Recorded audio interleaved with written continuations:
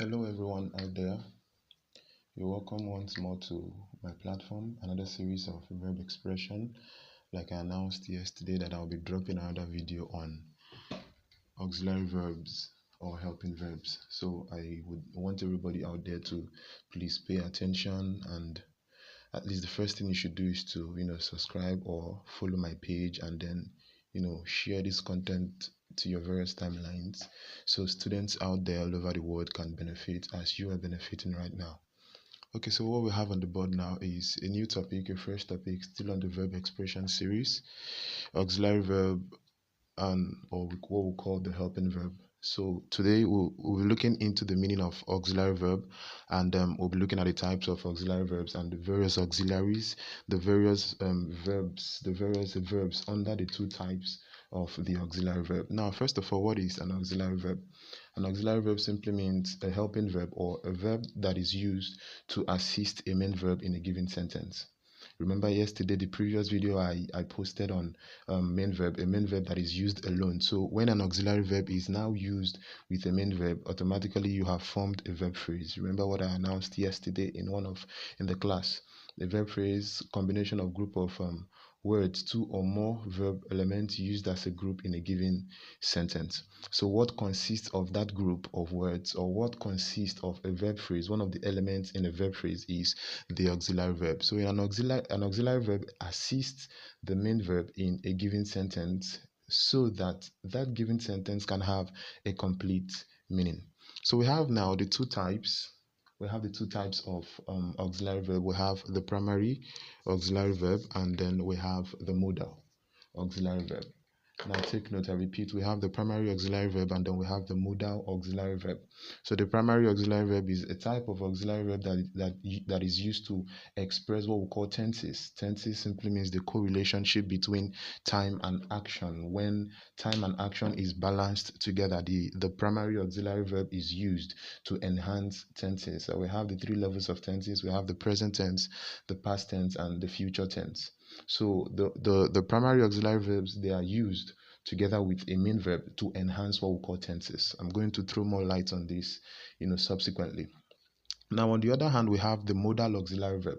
The modal auxiliary verb is a type of auxiliary verb. This time around, it doesn't throw more light on tenses, but it expresses more on possibility, polite request, permission, and also sometimes throws more light on even threat. It expresses threat at times and also throws more light on future actions. Also expresses more on determinations. Depends on how those modal auxiliary verbs are used in a given sentence. So the modal auxiliary verbs, they are 13 in number, and we have may, we have might, we have shall, we have should, we have can, we have could. Please observe what is on the board. We have will, we have would, we have ought, we have must. The next is dare, D-A-R-E, dare. We have need, and we have used to. So these modal auxiliary verbs are used to express possibilities, permissions, polite requests, and so on and so forth. Sometimes threats and also determinations and also future actions, depending on how they are used with a given main verb in a specific sentence. Unlike the primary auxiliary verb that is used to express tenses, like I said, the various levels of tenses: present tense, past tense, and future tense. And I also said that the tenses simply means the co-relationship when time and actions are balanced together. So we use the auxiliary verb together with the main verb to enhance what we call tenses. And sometimes in a given sentence, the primary auxiliary verb is used alone only when the sentence is a conventional sentence. For example, in a simple present tense, let's take for instance, we have the verb here is. For instance, the board. We have the board is white. So in this sentence now, we just have one verb, and the verb here is this primary auxiliary verb is. So when a primary auxiliary verb is used alone in a sentence, it expresses what we call a general truth, or let's say a sentence that is generally acceptable or obvious in the sight of the observers. Let me put it that way. So the board is white. We have the primary auxiliary verb that is used alone. In this time around, it's not assisting any main verb, but it is used alone to express a conventional statement or a statement that is generally acceptable. So the primary, back to the primary auxiliary verbs, like I said, it is subdivided into three parts. We have to be, we have to have, and we have to do. Now under to be, we have the finite forms. The verbs that I listed here, the auxiliary verbs that I listed here are the finite forms of the primary auxiliary verb. So under to be, we have is, we have are, we have am, we have was, we have were, we have to have, we have has, have, had. Under to do, we have do, doors, did. So these verbs are used, like I said, with main verbs to enhance tenses. I repeat, the primary auxiliary verbs are used with the main verb to enhance what we call tenses. The modal auxiliary verbs are used with a main verb to enhance possibility, ability, permission, probability, future action, and also expression of threat. So observe the differences. Both of them are different in terms of their applications in sentence structure. All right, now the next thing we are going to be looking into now is how to balance these auxiliaries with subjects or subject pronouns. Let me put it that way.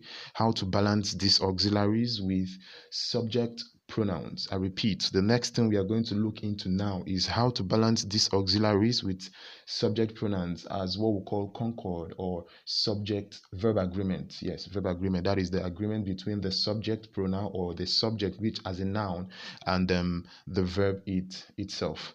Okay, now I'll be taking them one after the other. Please observe, I'll be taking them one after the other.